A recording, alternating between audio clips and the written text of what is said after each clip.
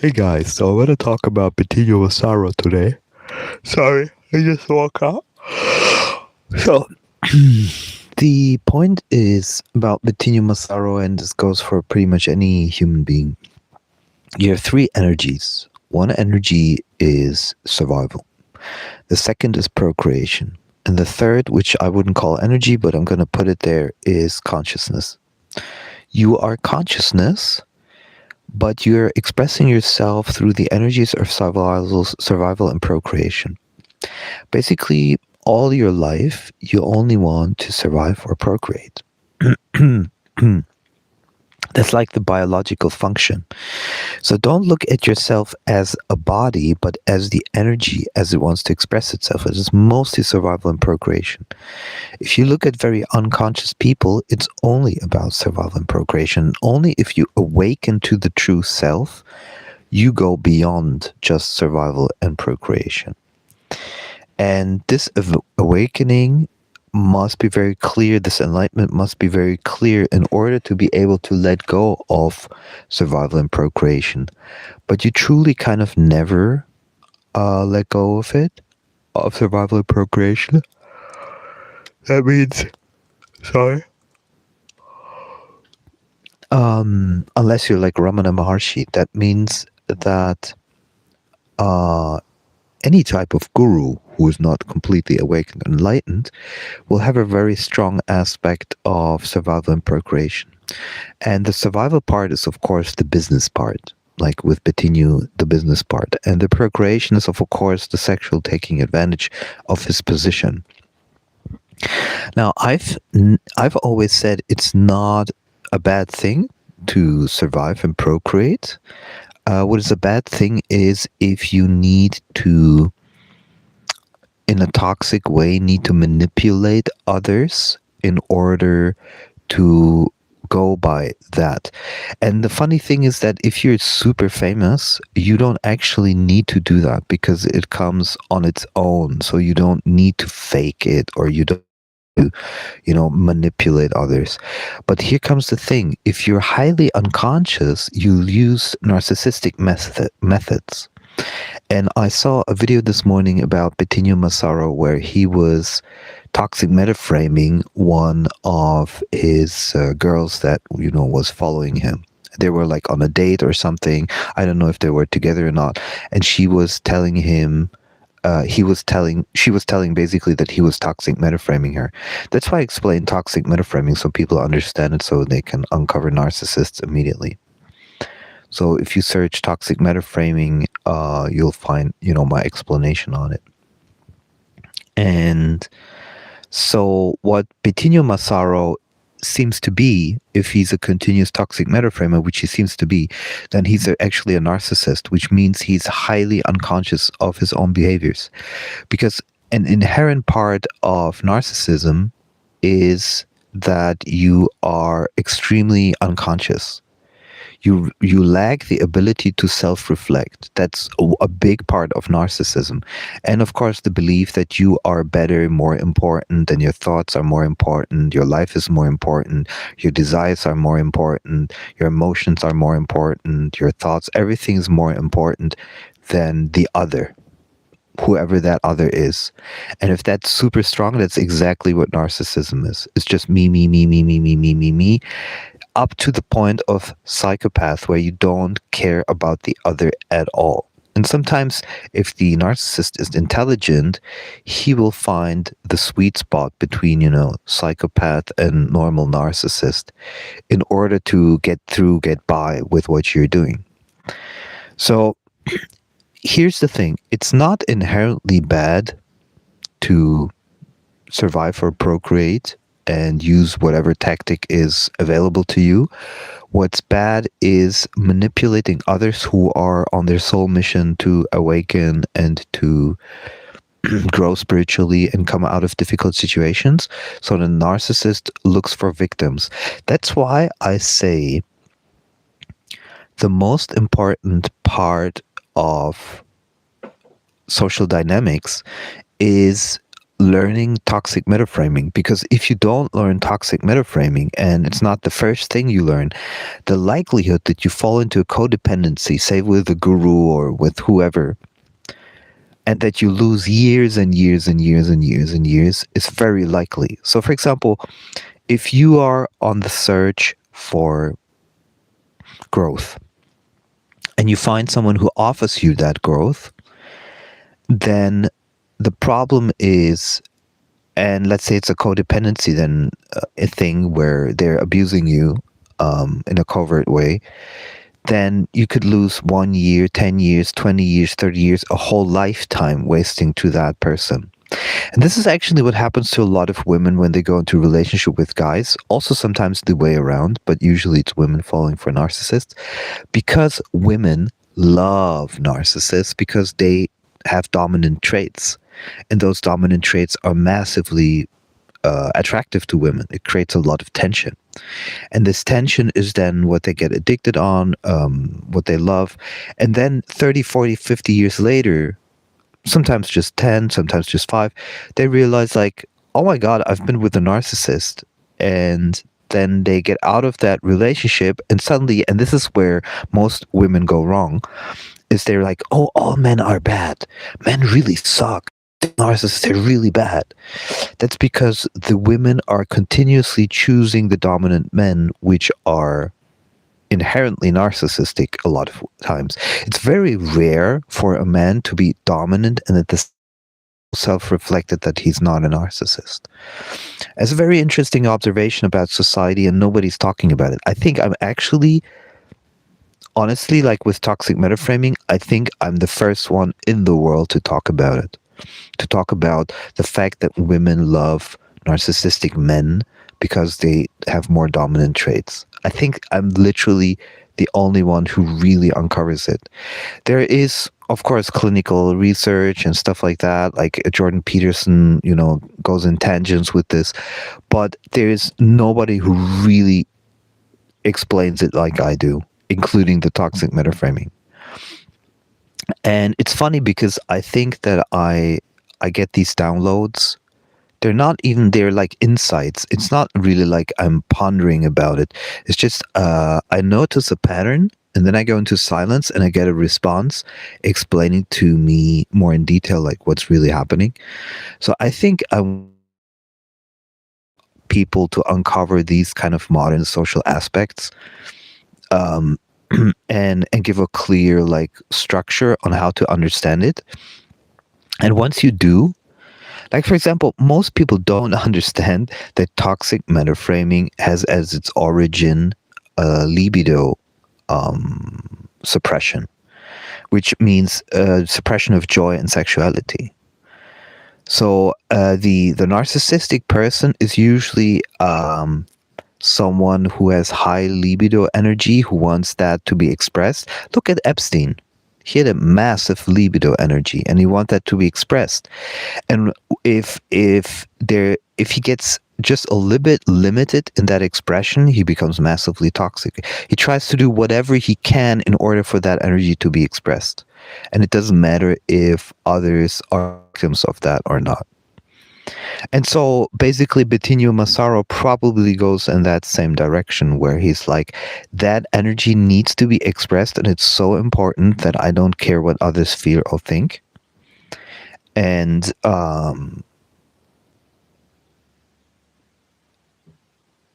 just visually he gives that vibe a lot. But here comes the thing, that's why a lot of women fall for that, because he is giving not only, of course, he's good looking for women, probably. I wouldn't fall for him, but I think a lot of women do. If I were a woman, but he does have a lot of dominant kind of traits, I would say. A lot of the way he talks, a lot of the gestures, a lot of it is dominant, and that creates sexual tension with the woman. And then if he at the same time offers any kind of spiritual growth material, then and women feel like they need to work on themselves, then they will fall for him, or at least enough women will fall for it. So that's basically the whole spiel. It's the whole way how this goes. It's actually super simple once you understand it. So it's not necessarily, hi, Channel 4. Um, I'm good. I'm good. I actually, what I did, and I recommend this to a lot of people. There's people who do craniosacral therapy, which is, in my opinion, one of the most strongest body work therapies you can do. It's completely healthy. There's nothing bad about it. It's actually super relaxing, and it's very powerful. And I got this like 2 times now in the last 2 weeks. Highly recommend it to people. And it's sometimes you can do things like everybody wants, kind of like the flashy stuff. Sometimes it's just, something like craniosacral therapy that pushes you into a different state. Also, interesting enough, I've been talking about this a lot. Like, you as consciousness, if you really truly recognize your so-called identity is actually consciousness, not a person, then you understand that you don't need to work on anything because you're already free. But of course, the body wants highest harmony. The body wants to feel great. So if you have a disease or you're not feeling so good, you want the body to be in a higher state of harmony. And the higher state of harmony is often a choice. You have to stop choosing disharmony, which means also you stop choosing things which put disharmony into your body. So you stop with alcohol, you stop with smoking. And by the way, when Betinho is drinking and smoking, or anybody else, it's a good sign that they don't truly love themselves, they don't understand self-love. Because true self-love is actually the ability to let go of all that and choose higher harmony. Because the love, you are already love as consciousness. So the only self-love that actually exists is the ability to give yourself higher harmony. So you could, for example, choose to book yourself a wellness massage. You could choose to do the craniosacral therapy, to go to a retreat, whatever makes you feel higher harmony. And it can be something super small. For example, you can make yourself a tea that you really like, go for a walk that you really like, meditate, whatever it is that you truly feel puts you in a state of higher harmony, energetic wise. And that is self-love. And that is what you definitely don't see if somebody's smoking or drinking alcohol or taking drugs or whatever, because it's actually a state of more disharmony.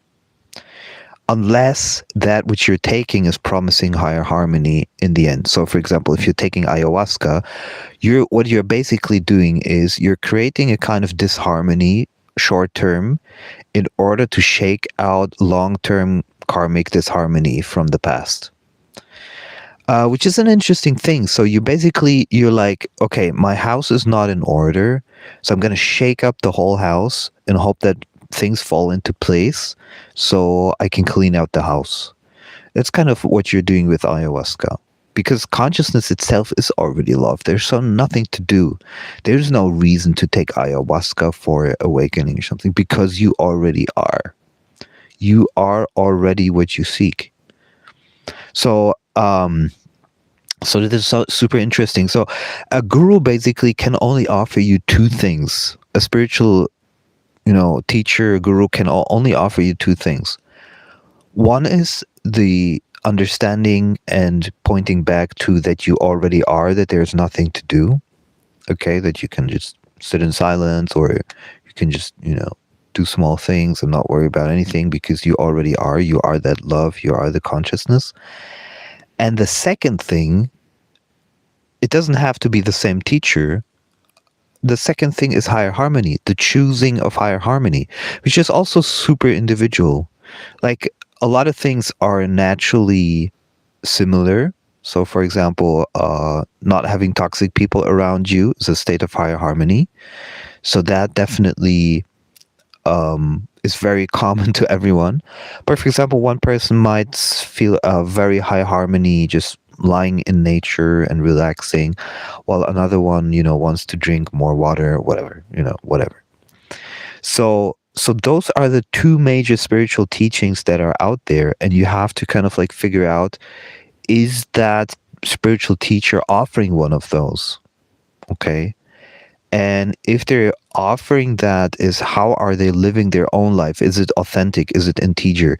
Because if they're not living their own life this way, then how can you assume that they're a good teacher in it? For example, Sri Nisargadatta was a heavy smoker, but he did definitely talk very clearly about awakening. That doesn't mean that he was loving himself, that he was in higher state of harmony. Actually, he wasn't. Like, if you look at Sri Nisargadatta, some of the videos, he looked very, very, very disharmonious in his body. And I think so. The advanced spiritual teacher is literally who gives you both of that, who says, on one side, the non-duality, the Advaita Vedanta of spiritual awakening, and the second is, why not choose at the same time highest harmony? There's nothing stopping you from that. And that's actually, it's interesting, like when people talk about veganism and vegetarianism and going away from carnivore, it's kind of like they're trying to tell you this, but you must like differentiate a little bit, because sometimes the highest state of harmony might actually be eat a little bit of meat. Not a lot, but it might actually be for a specific person. And then it comes, of course, the idea that a higher state of harmony for the whole world.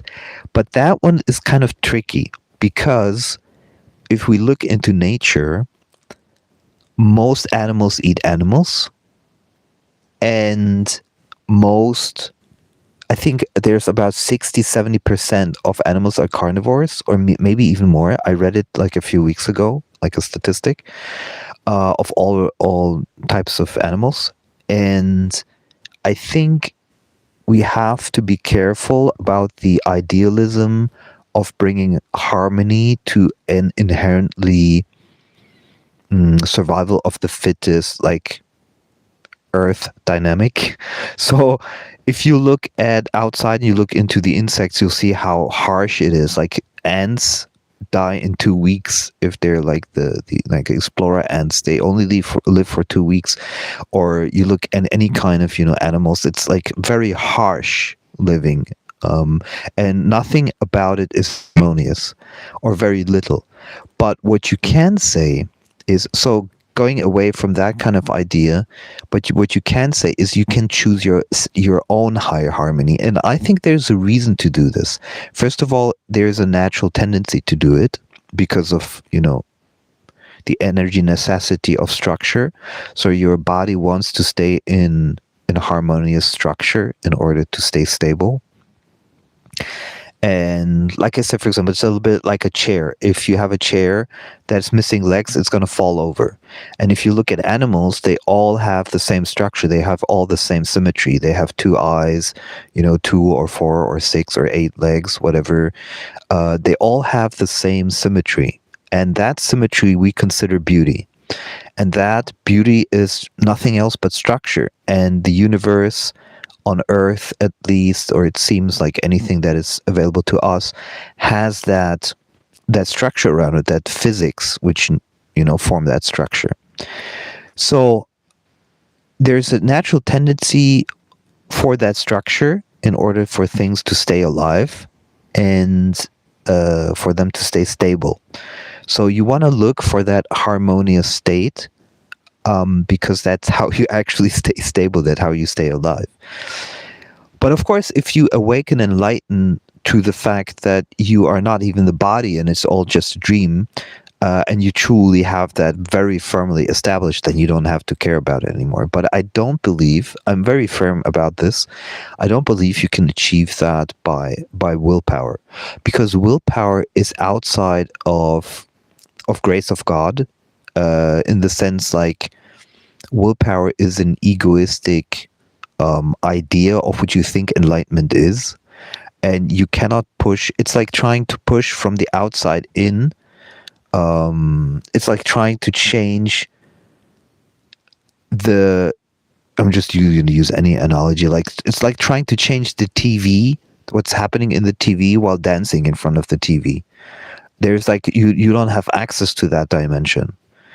So I think it's more like the grace of God, whether you truly enlighten or not. And I think you can do your sadhanas and stuff.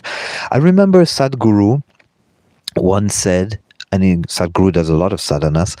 I remember he said, it's a very rare video, I saw it. He says that he doesn't seem truly touched by God or something like that he's just being held at a sticks, like a wooden sticks, like distance from it. And I think he was even like sad or crying. So I think even if you do your whole life sadhana, there's just no guarantee that you will enlighten. But I believe that if there's a true inner soul mission, soul plan, desire to rest and abide as the self, like Mooji, would say, or something like that, you truly can go deeper and see more the beauty of things as oneness and everything. And I've had moments of eye gazing in pranayama or just being totally in silence, where you truly recognize, for example, if you have someone in front of you, you're not talking to someone else, you're actually talking to yourself. You're actually talking to yourself all the time in the universe, because there is no other. So this is sometimes bizarre for a truly spiritual being, is if you recognize that you're actually always talking to yourself, then you ask yourself, then comes naturally the question is, why is then everybody so blind and so separated?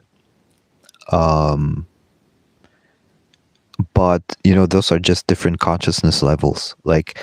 But the interesting thing is, consciousness is everywhere the same. It just manifests itself differently. Like, I see the body almost like a filter, and when consciousness is dripped into that filter, it comes out differently depending on the filter. And at the end of the filter, like you're making coffee or something, so you get different coffee flavors. Basically, every person, every being, every animal, it's basically different coffee. It's basically different coffee, different flavors. And sometimes the flavor is very pure and recognizes itself as being the pureness, being filtered. And some people have a lot of consciousness is available in their bodies for self-reflection.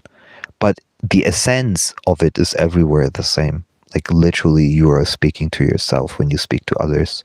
There is literally zero difference. Even when you're looking at an animal, or you're actually looking at yourself. Like, yeah. So when you talk about, spiritual teachers like Betinho Massaro, etc.,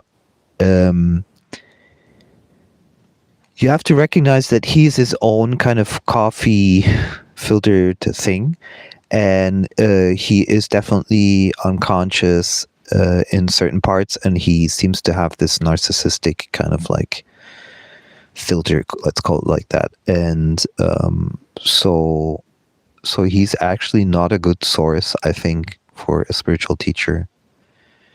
And differentiate between those two. So differentiate between the one who teaches non-duality and the one who teaches highest harmony, or both. And interestingly enough, I don't see anyone teaching higher harmony. And I'm actually the only one so far that I've heard in my lifetime that connects highest harmony with self-love. Because a lot of people say you have to love yourself, but they never explain how. They don't explain what it is. And I also do explain that there's an energy which is trying to hold you off from highest harmony. And that's a super interesting one. It's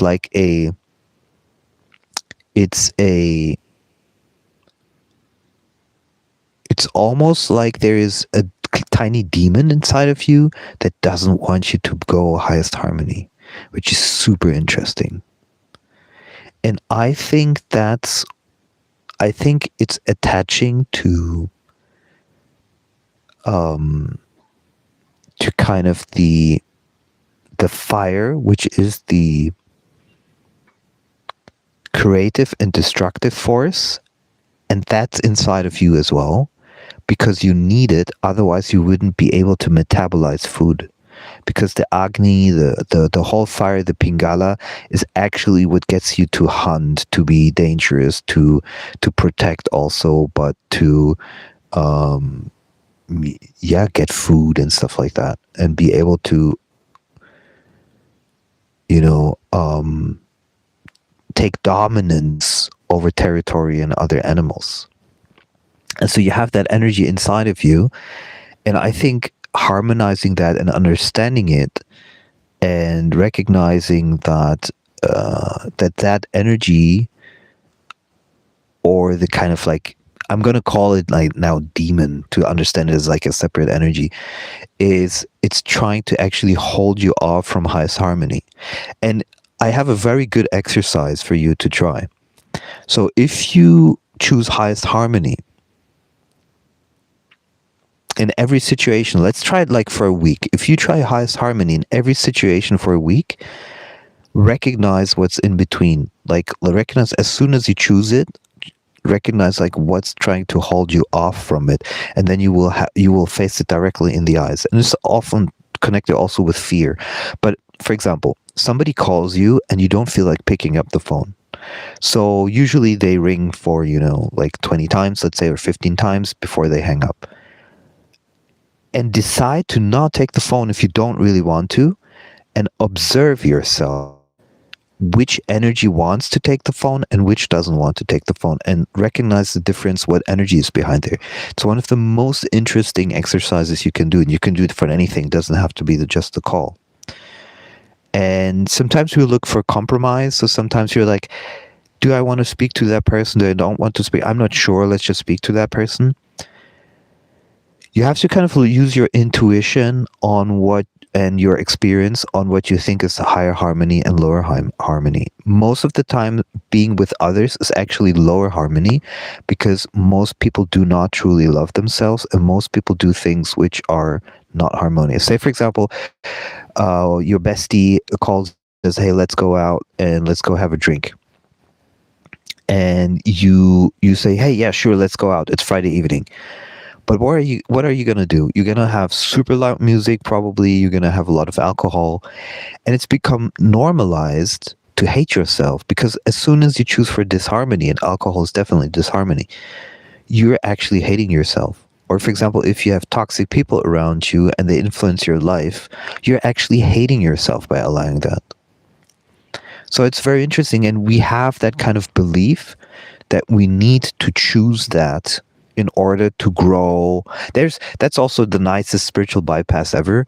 It's when you think that you need this harmony to grow. So you're choosing deliberately like a spiritual teacher, which is, pushing your boundaries out of into a disharmonious state, and he makes you believe, or she makes you believe, that you need to do that in order to grow. And that's complete bullshit, because the actual growth that you need is the choosing higher harmony.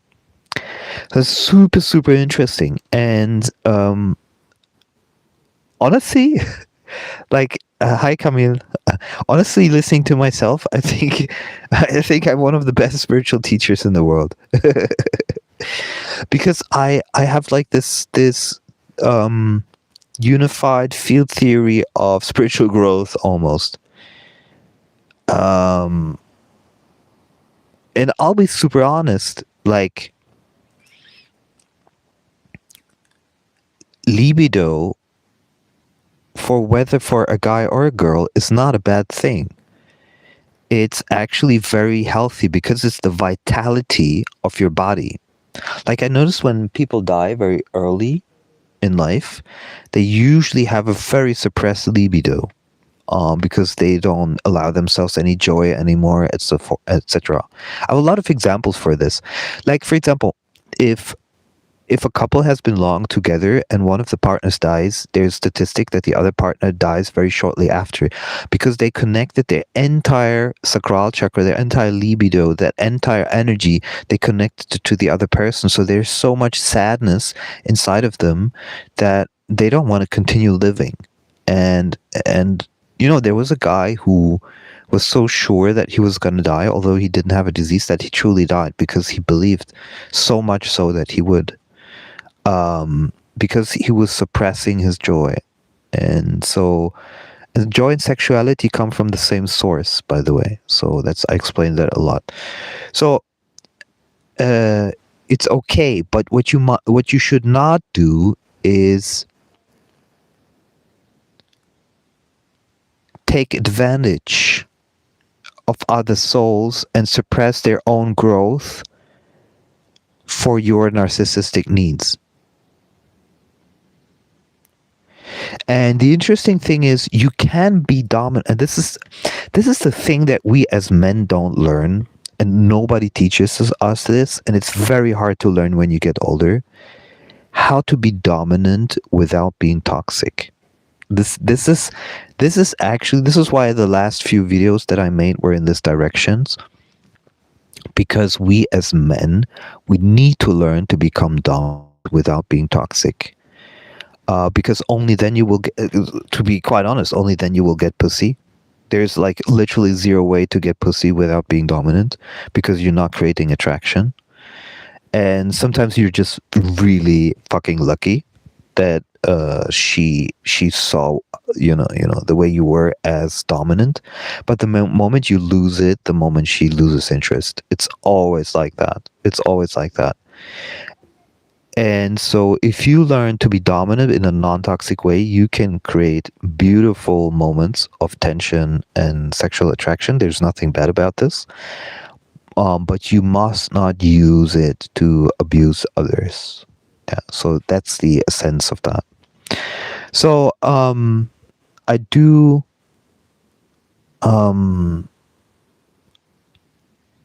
talk about this very openly. And I don't think, for example, if a guru sleeps with a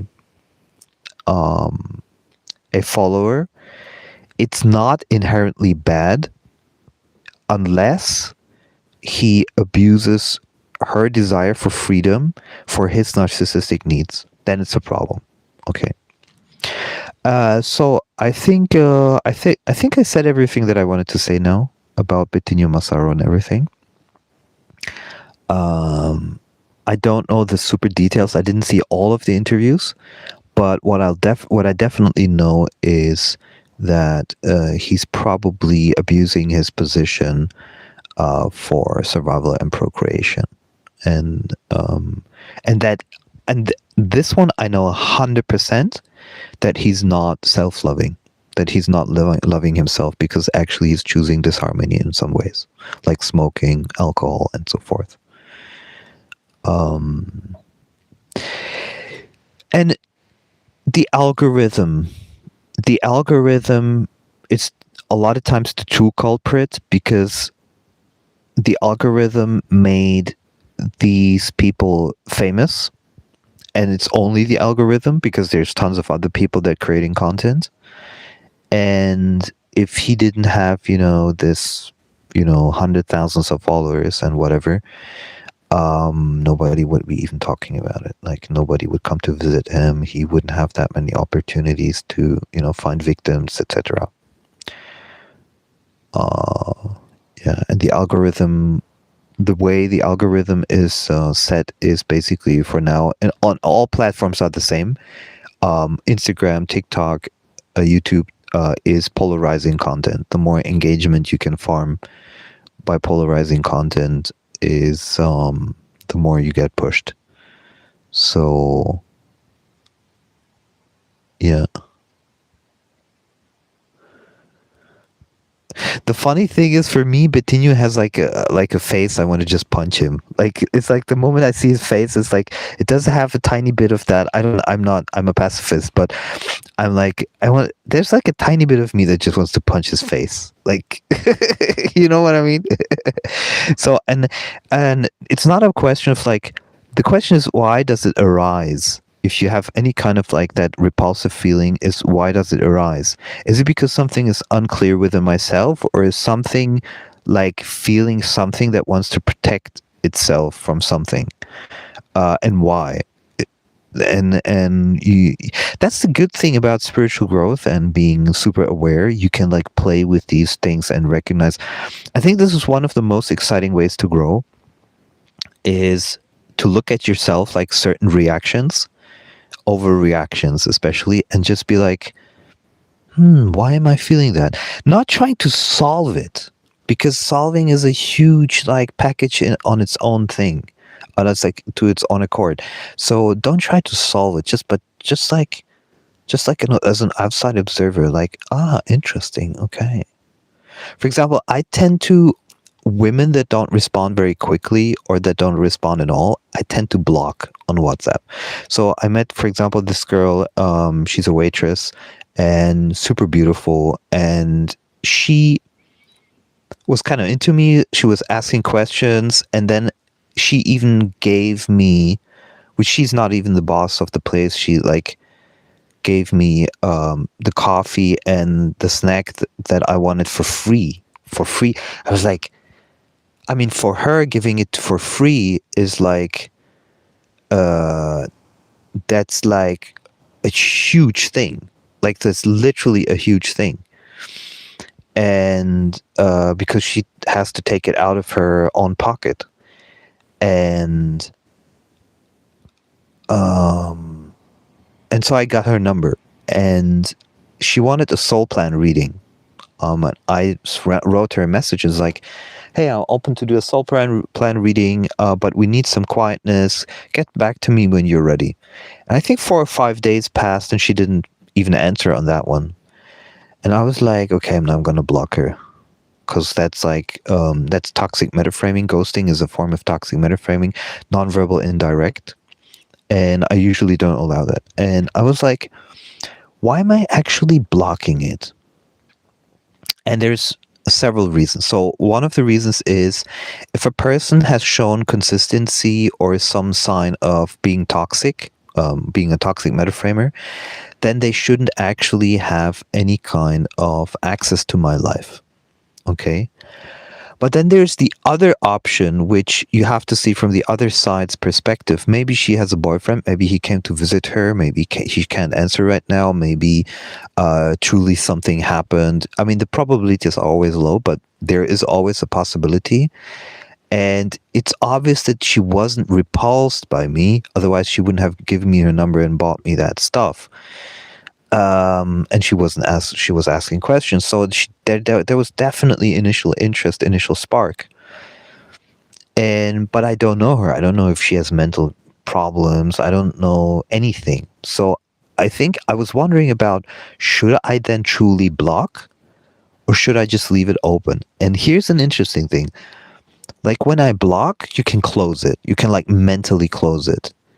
And if you don't block, it stays kind of mentally open. You keep kind of like checking back, and there's no, hiding the truth. You just see it on your WhatsApp, and you kind of like low-key pissed all the time, because you're like, why is she not responding?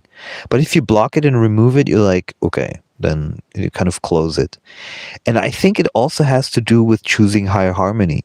Because by blocking it, by removing the conversation, and here's the thing, you don't really need to block it. You could just delete the conversation, and maybe the next 2 days you forget about it, but you kind of never.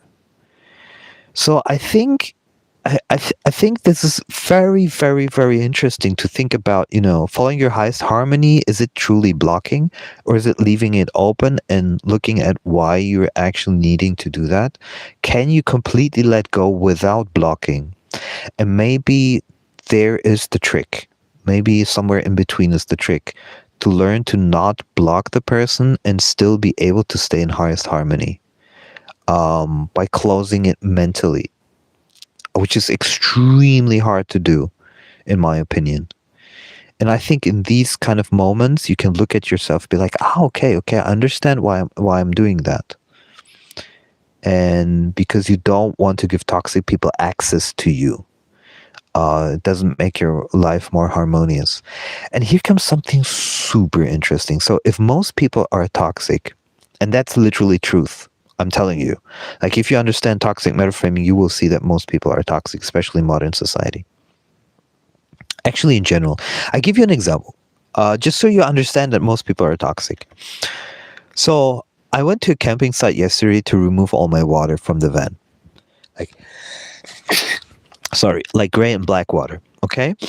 And that's the only thing I wanted to do. And the guy was like, yeah, that's 10 euros. And I was like, wait, isn't staying overnight like 16 euros? And he's like, yeah. But staying overnight, you get also access to shower, the swimming pool, and you can like camp here for the night. And I was like, okay, you know what? For 6 euros difference, give me the whole package, because then I can do everything. I can even take the shower. So I was like, at least I'll take also a shower and I'll. So he checked me in for the night, and I drove into the campsite. I took a shower, and I like walked around the campsite to see if I truly wanted to stay, if I like the energy. And most of the campsites, I don't like the energy. So I felt like this is a huge campsite. It's for the fact that we were already in June, it's extremely underbooked. And I was like, there were maybe in total like 15 people there. So I think they were running a minus on that one. Like it was a negative operation for June, it seems. So I was like, I don't like the energy here. Plus, a lot of times they have Wi-Fi. They have that's running all night long. They have LED lights that are flooding the space. So, and I cannot make it completely dark in here. So I prefer sleeping in the forest. So I checked out the pool. That was probably too cold. So I was like, nah, I'm leaving. So I was leaving the same day. I wasn't staying the night. So I went to the reception, and I'm like, so I made a decision. There was a Czech guy. Started speaking to the Czech guy. I'm Czech, so kind of like understood each other well. And I said to the guy, to the guy at the counter, to the receptionist, I said like, I'm leaving now. You can check me out. And he was like, eh? And I was like, and he was like, strange people. It's kind of, he said it like aloud to himself, like strange people. It's actually a toxic metaframe. It's not a harsh one, but it's definitely a toxic metaframe for a receptionist. You shouldn't be even talking anything about me. And I enjoyed the situation because I immediately recognized the toxic metaframe. Other people would have like, I'll tell you so. Okay, first I'll finish this, and then I'll tell you something, and you're gonna enjoy this. So, especially if you've been following me for a while, you know toxic metaframing and stuff. So I said, and I said it in English. I said, that's not a very nice thing to say. And I was like, and it's funny because he's like between 60 and 70 years old, the guy, maybe like 65, 68, 8-ish, the guy behind the counter. And I was like, that's not a very nice thing to say. And I felt like, being 47, I felt extremely mature and solid saying that. And then I looked at him, and I was like, it's actually it's actually the opposite. And I left him with that, and I gave him the payment, and I didn't even turn around. I just said bye to the Czech guy. I didn't even say bye to this guy. And because I just needed to finish the payment. There was like, literally, he's toxic. I'm not going to spend time, dealing with him. And I was so happy we made that choice, by the way, because I then decided to go for dinner. That was one of the things I wanted to go for dinner, which is in a different village. And I said, I'm going to treat myself to really good, nice food. Then I even took sushi with me as a second dinner. And then I went into the forest, and I was super happy to be in the forest. And and this is the thing. Even when you have sunken cost, because I had a 6 euros sunken cost, basically, but I took the shower. I love the shower. I just wanted higher harmony with the shower. And so I basically chose yesterday higher harmony in all aspects. And even though I had the sunken cost of 6 euros, and I think you should not fall into sunken cost fallacy. So you need to choose highest harmony even though you have sunken costs somewhere, unless it's like really, really major. Like, for example, if you book, let's say, you buy a car for 10,000 euros, you're not just going to drop it immediately because it's not your highest harmony, you know. But you should look for as much highest harmony as possible. And leaving that place was absolutely the right decision. Not only the receptionist confirmed that there's toxicity, and that there is, and I don't deal with toxic metaframers. I just don't deal with them at all. So I physically detach completely. I don't care whether he's a receptionist or whether he's a partner or whatever. And the whole place just didn't feel higher harmony for me. So it was the perfect choice. Even though I lost, in theory, I lost €6. But the choice is to higher harmony is priceless. That's the thing. It's choosing highest harmony is priceless. Like literally nothing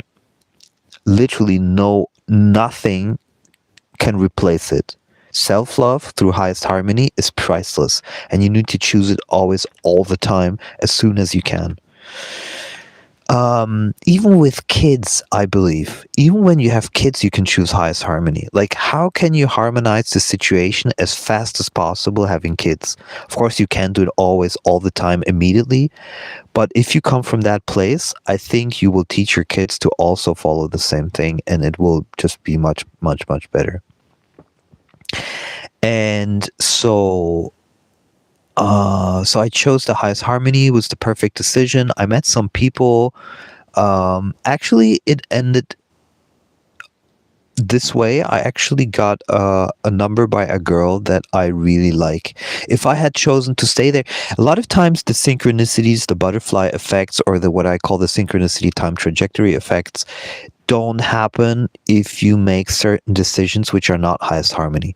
So choosing highest harmony usually puts you into situations where you can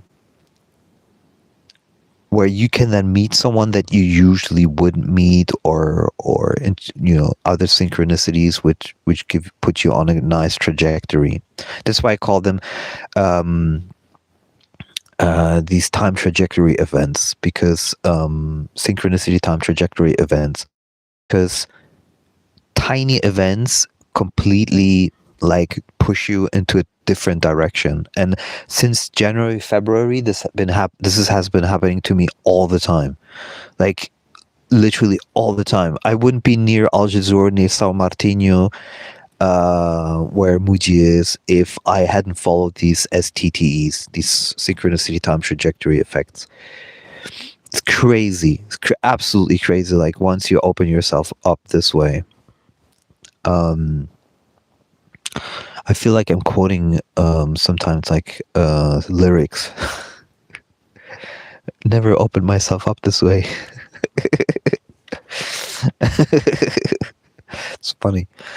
Yeah, and sometimes you have to just choose things which give you higher joy, for example, and it doesn't matter what age.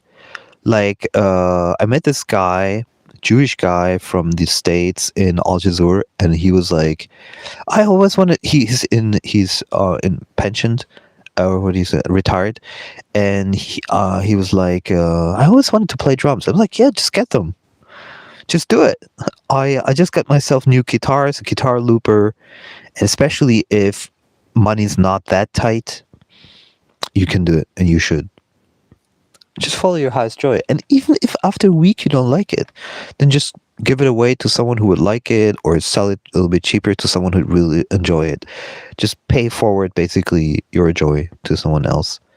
You enjoyed it for a week. That's enough. But maybe it's something you will enjoy for the rest of your life as well, or for many, many, many years. Just like fucking do it. Just follow your joy. And sometimes you don't have, and now comes something super important. So women, because they search for higher dominance, a lot of times create disharmony by that in the men. And this is something which is inherent. It's built into the mating strategy. And this is something that we rarely talk about. I'm going to give you a simple example: hypergamy stress. Hypergamy stress is okay. If you're ready for some masterclass, I'm going to blow your mind now. So I explained hypergamy stress a couple of times. I should make a separate video on this one. So you're going through cycles. The woman has the menstruation, the ovulation cycle, and as she moves through that, and all the toxicity and chemicals she takes with that, the pill, whatever, the perfume, the chemicals that she puts on her skin, everything, it all gets kind of skewed. But and it's all very unclear as she goes through these cycles.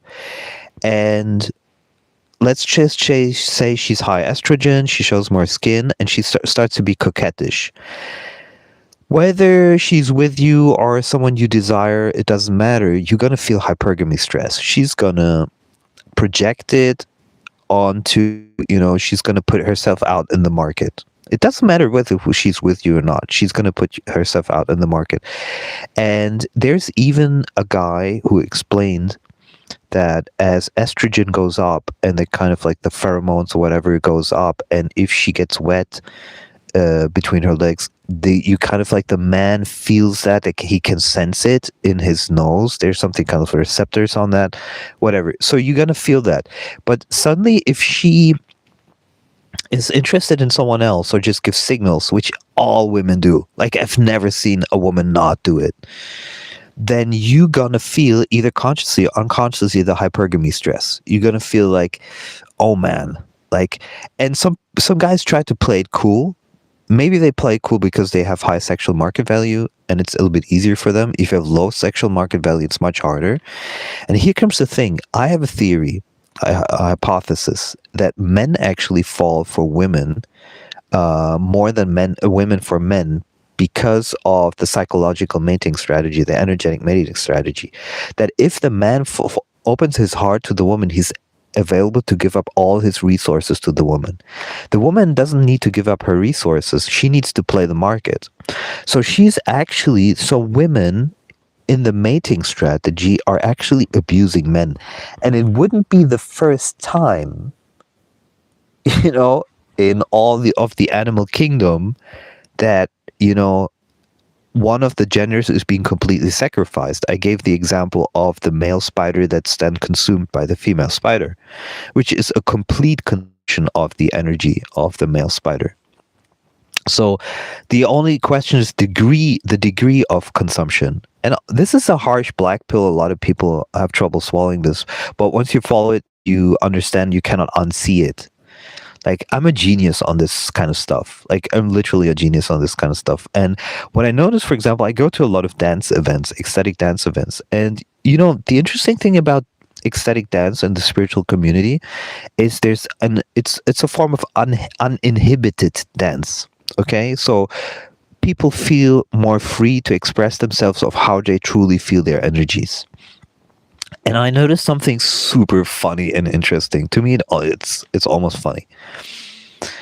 Is women, no matter whether they're together with someone, that in these spiritual communities that go to these ecstatic dances, even the ones who are not within that community but go to these dances, they'll be coquettish, and very much so. So, for example, they'll be together with someone, and it's very clear, it's obvious that they're like together with someone.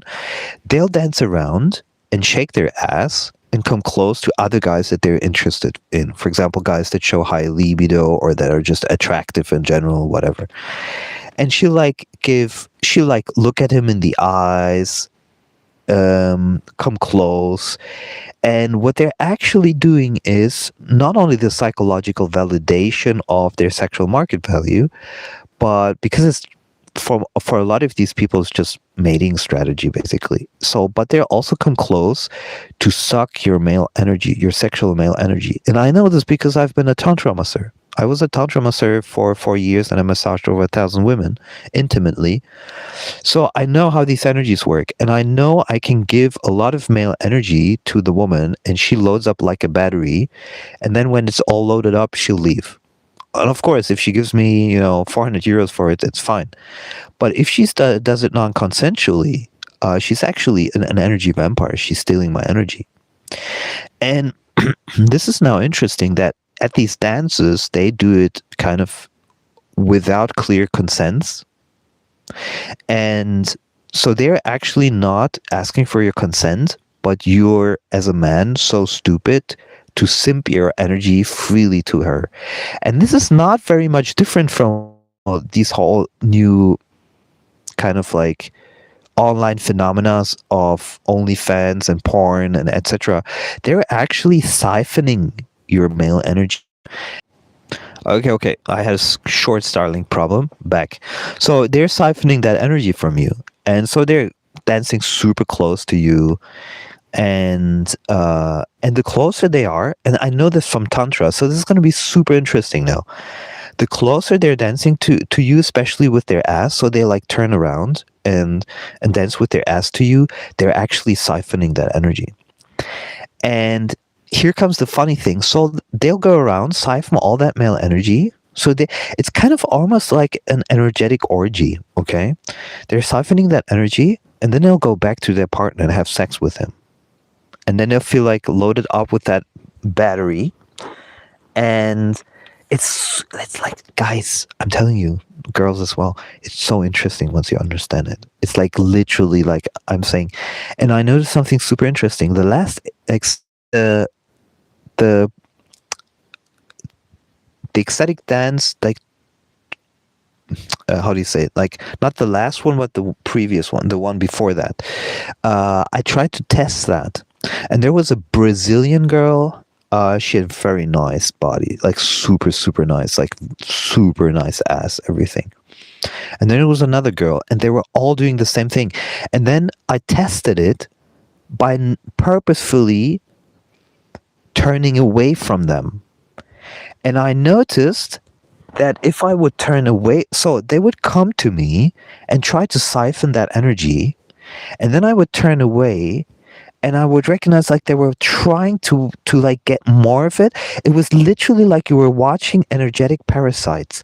It was crazy. Like people, I'm telling you, it was like once you see beyond the veil, I think it's called veil or veil.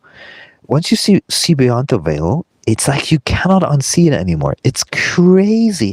And you will start to see women come from, especially in these kind of situations, from a completely different perspective. It's brutal. And so a lot of these women who have high libido energy, they'll come to the center of the dance, and they'll literally they want to hush. I think it's called hush, to get your, they want you to notice them, and they want to kind of like pull that energy. They kind of like want to show that they're the best ones and that you should like run after them, It's so bizarre. It's like so bizarre. And I think there's two ways to see it. You could see it like a game. So it's the basic mating game. It happens on ecstatic dances anywhere else as well. Or you could see it as energy vampire. And I think you can play with both of these ideas, even at the same time. You don't need to, but what you have to understand as a man, that if she's siphoning your energy, you're actually investing into her, even if you're just dancing next to her. And the trick is to very quickly determine whether she's open for more, whether she's truly interested in meeting you and investing in you, or whether she just wants to siphon that energy and leave. And that's very, very, very, very, very important. And what a lot of women do is they siphon that energy, but in the end they choose the most dominant, the most narcissistic person for mating. So they siphon a bunch of guys for their energy, whether it's their orbiters or sims around them or whatever, and then they'll leave for the most dominant narcissistic guy. And then that's where then people like Betinho or other people who are highly narcissistic, that's when they step in, because they know how to intuitively or instinctively play the game. And I think becoming highly attuned to this is actually a good thing. Although it takes out a lot of kind of like the romance and the romantic ideas of things, it's important, I think, to learn about this, and also about highest harmony and self-love, because the thing is, if you don't learn toxic metaframing, you don't learn this energetic siphoning that women do. You don't learn about, all the other things I talk about the dominance. It's very easy to fall victim and prey to other people, and lose many years of joy and sexuality and higher harmony and self-love. Yeah. So this has become almost like a full masterclass now, the live video. You should share that with someone.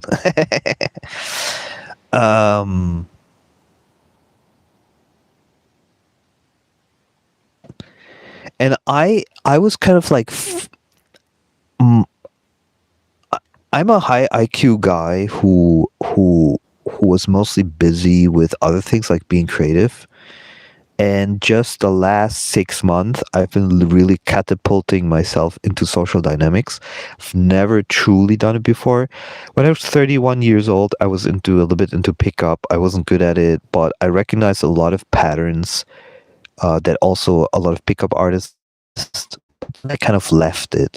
I don't know why I didn't continue with it. And so social dynamics in my field of view. Unfortunately so, because I'm not a huge fan of pickup. I'm very interested into social dynamics in general, and I think I should have been much more focused on it since an early age, like already 15, 16, understanding all of these concepts, and even toxic metaframing, which is also part of social dynamics. By the way, toxic metaframing is not part of social dynamics in the sense like a pickup. It's about highest harmony, self-love, and it's literally relevant to the whole of society and all of relationships, so it's not related to pickup. It's related to pickup in the sense like if somebody is toxic metaframing you, avoid them right from the start, so you don't enter into a relationship with a toxic metaframer. Yeah.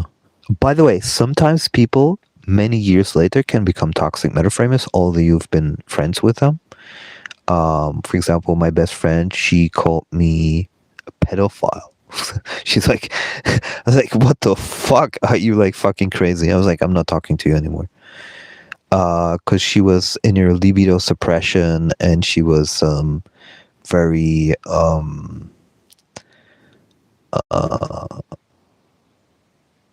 I think she's very unhappy, and whatever.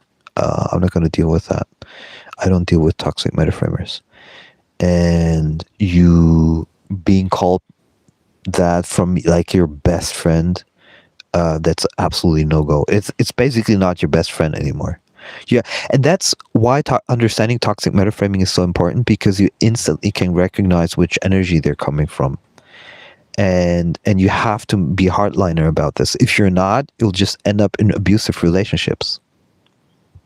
And my self-love, my highest harmony, is way more important than any kind of friendship. This is super important. Like, and you have to learn to be alone, because if you cannot be alone, then you cannot choose highest harmony all the time. You'll be fearful of being alone by basically exiting a relationship or group or anything. Okay, I'm going to leave it at that. I think I gave a good like overview, and I want to make also another video about this right guy, because there was something that came up, but we'll see.